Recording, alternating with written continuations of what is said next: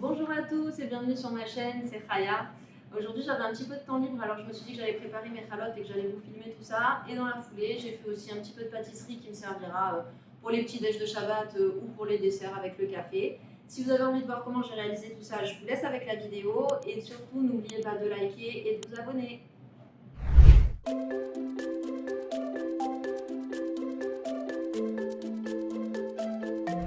Alors je vais commencer avec les chalotes. Première étape ici, c'est de s'occuper de la levure. J'ai choisi de la levure fraîche qu'on achète dans les rayons frais. Je rajoute une cuillère à café de sucre et un petit peu d'eau. Je mélange et je vais laisser reposer comme ça pendant un petit quart d'heure. La levure en fait, elle va doubler voire tripler de volume. Dès que la levure est prête, on va pouvoir s'occuper de faire la pâte. Ici, je vais pétrir pour 1 kg de farine. Donc là, je vais rajouter en fait tous les ingrédients nécessaires à la recette. Je commence par la farine, ensuite je rajoute du sucre, toujours le sucre roux, celui que je préfère. La levure vous voyez, n'a plus du tout la même consistance qu'au départ, elle est plus épaisse. Et je commence à mettre un petit tour de robot.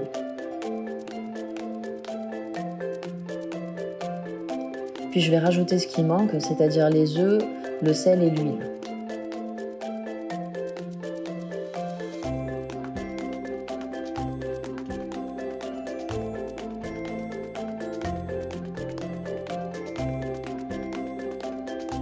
Je remets le robot à tourner en vitesse faible et je vais rajouter au fur et à mesure de l'eau pour obtenir la consistance souhaitée. Et en fait, la bonne consistance pour la pâte, c'est qu'il faut qu'elle se décolle toute seule des parois.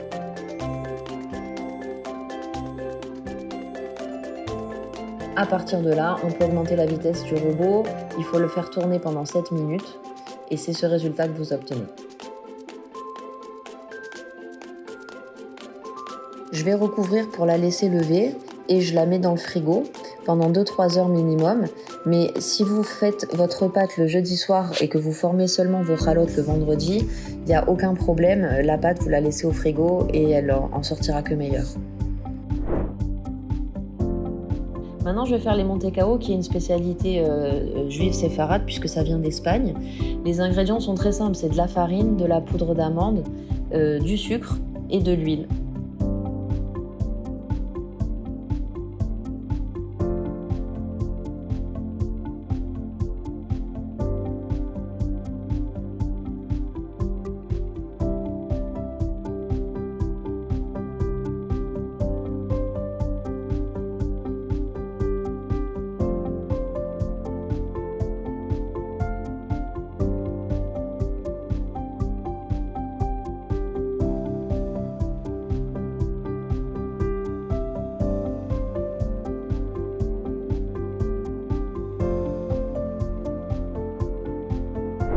Alors autour des croquants aux amandes, c'est un gâteau que vous pouvez faire vraiment comme vous le souhaitez, c'est-à-dire que moi j'ai mis des amandes, mais vous pouvez mettre des noix, vous pouvez mettre des pistaches, vous pouvez mettre des pépites de chocolat, c'est selon vos goûts, il n'y a pas de problème.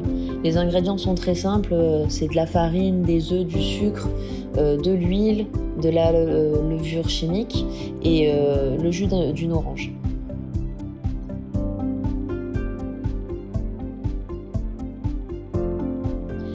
Pareil, là aussi je vais pétrir à la main. C'est vrai que c'est pas quelque chose que j'aime faire, mais pour certains gâteaux, on n'a pas le choix pour avoir la bonne consistance. Et puis parce que ça a besoin d'être mélangé comme ça, vous ne pouvez pas vous en sortir avec un fouet. Voilà, donc là je rajoute les amandes que je vais concasser grossièrement.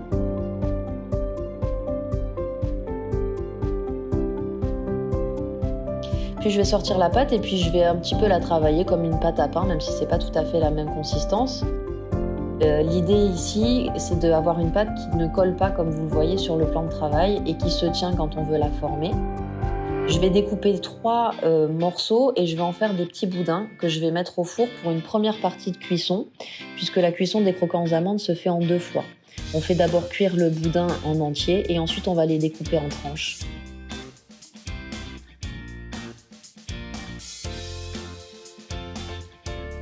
Voilà, donc là les boudins sont cuits et ensuite on va les découper.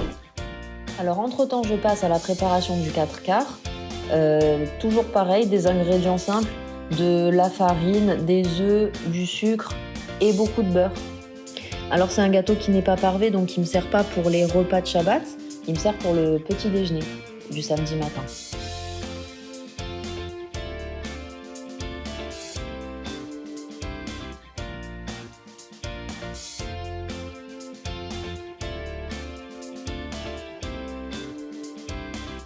Là, j'ai tapissé le moule parce qu'il ne s'agit pas d'un moule en silicone.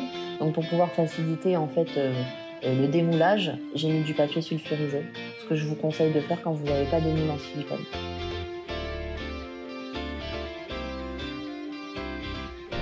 Entre-temps, j'ai oublié de vous montrer que j'avais découpé les petits boudins des croquants aux amandes pour en faire des tranches. Et je les ai remis à cuire pendant 10 minutes pour qu'ils soient bien dorés en fait sur les deux faces. Ça, c'est le résultat final. Et c'est une tuerie avec le café.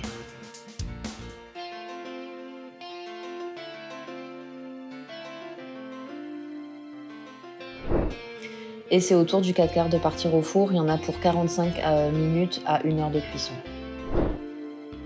Ça nous laisse le temps de nous occuper de nos chalotes. Alors là, on va dégazer la pâte et puis on va la travailler légèrement. On va la pétrir un petit peu à la main, vraiment pas grand-chose. Et comme elle collait un petit peu la pâte, j'ai rajouté un peu de farine pour pouvoir la travailler plus facilement.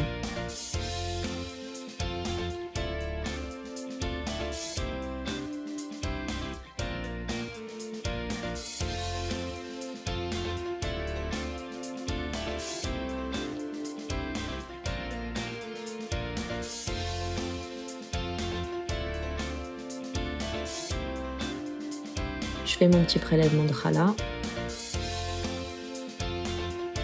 Et donc là, en fait, j'ai travaillé sur 1 kg de farine. Je vais faire 4 chalotes pour avoir des grosses chalotes. Mais vous pouvez facilement en faire 6 avec les quantités qu'on a annoncées tout à l'heure. Donc je sépare en 4. Et ensuite, chaque morceau, je le redécoupe encore en 3 pour pouvoir former des tresses.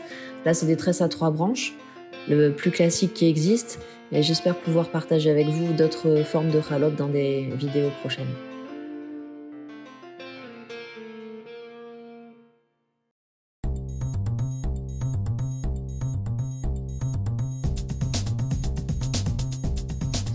Ensuite, je vais dorer avec un jaune d'œuf auquel j'ai rajouté un tout petit peu d'eau et des grains de sésame. Et ensuite, ça part au four pour une vingtaine de minutes.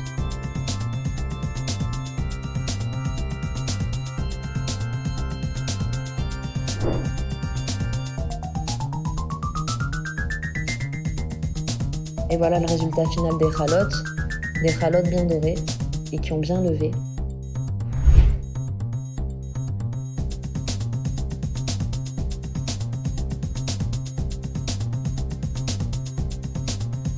J'espère que ces recettes vous auront plu, n'hésitez pas à les reproduire et surtout n'oubliez pas de vous abonner et de liker la vidéo, ça m'encourage à en faire d'autres. Je vous dis à bientôt.